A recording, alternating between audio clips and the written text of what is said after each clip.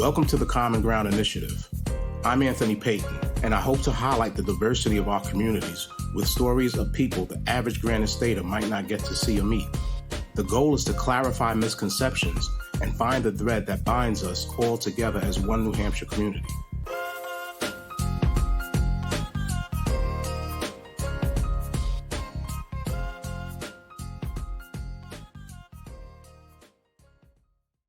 Back home in New York, you can ride the subway 2 inches away from people struggling with severe mental health issues. Ride the train long enough, and you likely see someone urinating or defecating in the stairwells. Some of those people will walk the dangerous tracks, flirting with death by electrocution or being struck by a train. You see the homeless people asleep with pungent body odor, sometimes talking to themselves. And the levels of violence vary. After some time, any New Yorker would tell you that they've become accustomed to and even indifferent to a mental health system that seems to be failing and social workers who are overwhelmed. When I was 14, my friends and I would chalk it up to those people being crazy. None of us were qualified to diagnose mental health struggles, but we were familiar with terms like schizophrenia and multiple personality disorders. Although I now know that mental health issues affect everyone, back then, those people didn't look like me, and I associated those types with the Jeffrey Dahmers of the world. In my world, we thought mental health only meant extreme circumstances like these, and there wasn't any talk about depression, anxiety, or mental wellness. In my neighborhood, the primarily Black folks would scoff at the idea of mental health evaluations and assistance. We have a life expectancy of maybe 24 years. Childhood friends are trying to murder each other, and the drug lords are flaunting true economic stability. So spare me your advice about mental health. Then, I didn't realize that Black people are more likely than whites to experience emotional distress. Black people living in poverty, like I was, are at double the risk of serious psychological distress. The barriers to treatment, like not having health insurance, means that even people of color who are willing to ask for help can't always access it. Looking back, I can see how my mental health was affected by my life circumstances. In my darkest moments, I had to remember that there were valleys and peaks in life. And if I happened to be in the valley, I reminded myself that a peak would surely come. The situation was temporary and things would improve. Besides, I loved to laugh and crack jokes and was confident that my sense of humor would help me get through those dire times. I beat the drum to that tune for nearly 7 years, and it was my mantra and positive self-talk. I've done this plenty of times. I had it all figured out. From gun violence, prison riots, and helping to thwart suicide attempts in prison, I skated through my post-traumatic stress disorder gleefully, oblivious to its true long-lasting impact. Prison can make a person apathetic, amongst other things, and I'm just learning that apathy can also signify a mental health struggle.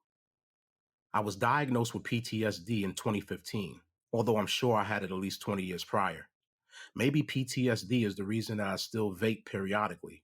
Perhaps that's why I sometimes isolate and sit with my back to the walls, needing to see what's coming at me even in the most family-friendly restaurants. Ask any military vet or anyone else who's been through trauma. I'm sure the stories are similar at every level. I'm fortunate. I don't hear voices or think about harming myself or others. It's not easy to count the people who struggle in silence with what feels like insurmountable internal strife, only to be brushed off by close ones who sometimes don't give the best advice. In addition, we can't forget the youth whose mental health struggles have reached new levels during the COVID quarantines and homeschooling. We expected these precious children to bounce back from isolation and go against the need and instinct to socialize. Any of my readers understand that I'm all for people with lived experience assisting those in need. A peer support specialist is someone who uses their lived experiences to help those who may be struggling with similar problems. That commonality and authenticity can form stronger bonds with people struggling with everything from mental health issues to substance abuse, post-incarceration, and different types of trauma. This is an approach the mental health community has embraced, relying on people in recovery from mental illness to support others with more active challenges. Peers are an asset for establishments right now, especially in the mental health and substance abuse disorder treatment facilities, said Brett Smith, who is the lead peer specialist for the Mental Health Center of Greater Manchester. Brett says, we are specialists in building connections and trust with those in need through lived experiences. Randy Stevens is a peer support specialist who has faced his own adversities, including childhood trauma, incarceration, and substance abuse. Nowadays, his training and life experience makes him an effective peer counselor who understands the power of seeking professional help. Randy says that when someone is at a point in their life where they feel lost, hopeless, and alone, seeking professional help can be life changing. Reaching out for help is not easy, and when you do, you can find people who are able and willing to help you gain control of your life. For Randy, it wasn't until he stopped trying to do it alone and asked for help that things began to change. If we had to construct and engineer a perfect world, I'm almost certain that understanding and empathy would be in the toolbox. Paul Dan is an executive director for NFI North, a nonprofit that serves people with mental health concerns. He says that we're quick to talk about our recent surgery or physical ailment, but are reticent to talk openly about our mental health. Let's expand how we think about mental health, stop compartmentalizing our psychological self from our physical self, and work to create a community where people feel supported as a whole person, Dan says. Nowadays, I'm almost done with the vape, and I can eat with my back to the door without being too uncomfortable. And although I'm not in formal therapy, I'm blessed to be surrounded by mental health professionals with whom I can speak to, and that's fine. Communities of color shouldn't feel ashamed of seeking help and assistance for depression, anxiety, or thoughts of suicide. We must move away from those stereotypes that have shaped our thinking regarding mental health. Yes, we are strong and resilient people who have survived countless atrocities and injustices. However, it doesn't mean that we should suffer in silence with issues that we may deem not as important, like sadness or anxiety. We need to check those emotions and feelings and be able to unload with a professional. Even more so, we need to raise the next generation similarly. I want my daughter to see my healthy reactions to stressful situations so she can learn to do the same. I want her to see those good habits and be empathetic to others going through a host of problems. Be kind to people because you never know. You just never know. This is Anthony Payton with the Common Ground Initiative in association with the Granite State News Collaborative and the Marlin Fitzwater Center for Communication at Franklin Pierce University. Today I'm with my guest, Ms. Nicole Sublette. Hello, Nicole. How are you? I'm well, Anthony. How are you? Oh, I'm great. Thank you for being here. So please tell our audience who you are and what it is that you do. Absolutely. So I am a licensed clinical mental health counselor, and I have a private practice in Manchester, New Hampshire. I primarily specialize in anxiety, depression, PTSD, and trauma. Great. So being in the field, how have you seen the mental health field change for the better, and what is it that may still be missing? So what I have seen is what has been improved is the advent of telehealth. And telehealth has been really wonderful because it makes therapy accessible to people who might not otherwise have therapy accessible, especially being one of the few BIPOC clinicians in the state. It allows people to see me and allows me to access people all around the state without them necessarily having to travel. And also people with, disabilities, and they might not be able to make it into the office. So it just makes therapy far, far more accessible, which is really wonderful. As far as where mental health needs to grow, I think that mental health needs to grow in the way that when we're talking about cultural responsiveness for serving clients, in that I know it's up and coming and it's on the forefront of the law minds of clinicians. However, in the past, the people who had access to mental health services, which happened to be a lot of white populations, they were able to access it, whereas more diverse populations did not have a lot of access. And then a lot of the studies for mental health efficacy were primarily done on middle-aged white males. So a lot of the principles and a lot of the concepts and a lot of the evidence-based treatment modalities are really only for a certain sample size and specific population. So when you speak about BIPOC communities and Black communities, have we begun to chip away at the stigma in Black or BIPOC communities regarding mental health?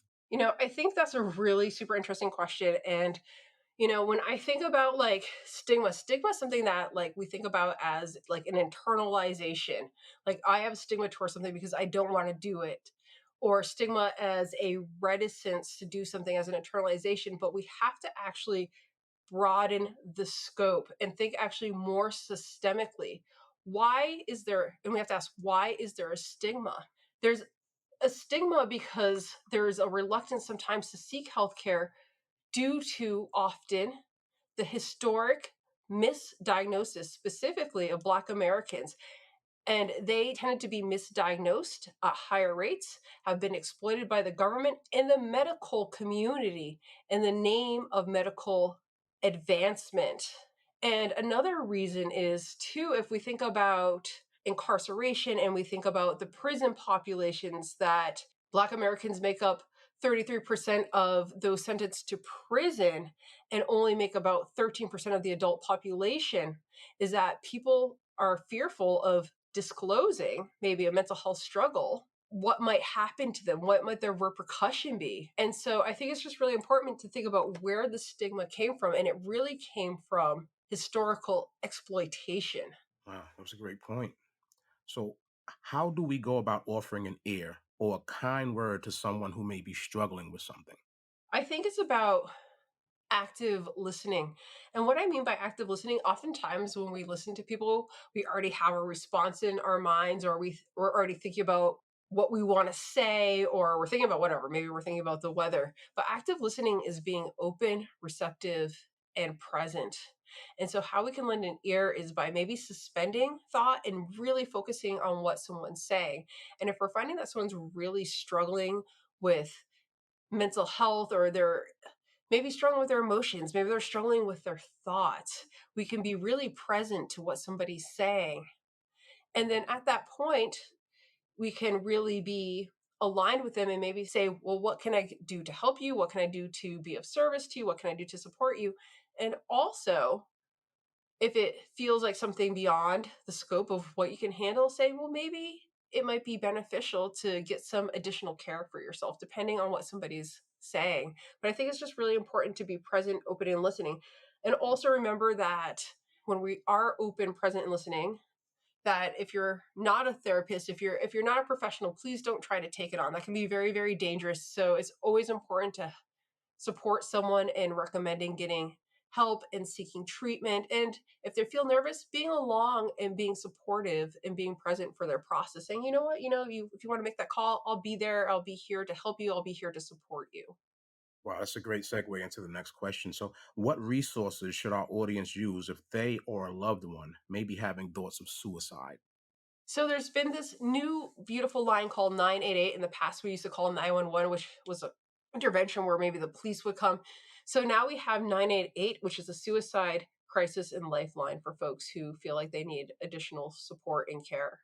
That's great. And Nicole, how can people get in touch with you? I know you have a website. Yes, so people can just Google Nicole Sublette Counseling, and that's Nicole, and the Sublette is Sublette.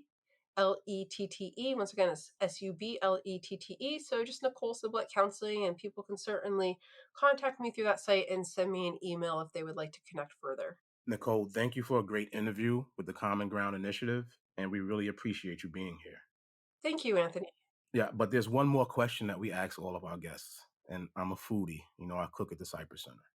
So right now, if you're hungry, you get ready to go into your refrigerator. What are you doing? Why are you doing it? And if you're going out, what are you grabbing? Oh, I love food too. So for myself, if I'm going to cook, I love to use like a lot of fresh foods and eating seasonally. And so I think if you're gonna go out, any kind of menu that boasts like eating seasonally is always just a recommendation. But there's so many great restaurants in Manchester, New Hampshire, that it's really hard for me to pick one. Right, right. And when you talk about healing and mental health, food can go a very long way, to an empty stomach, helping people get back on track. So that is very, very big to me. So thank you again, Nicole. I know you have things to do, but we really appreciate your presence, and hopefully people reach out and take advantage of opportunities that are laying there for them to help them get better. Awesome. Thank you, Anthony, so much. This program was produced in collaboration with me, Anthony Payton, the Granite State News Collaborative, and the Marlin Fitzwater Center for Communication. You can read more of my work at collaborativenh.org and listen to more of these stories wherever you can get your favorite podcasts.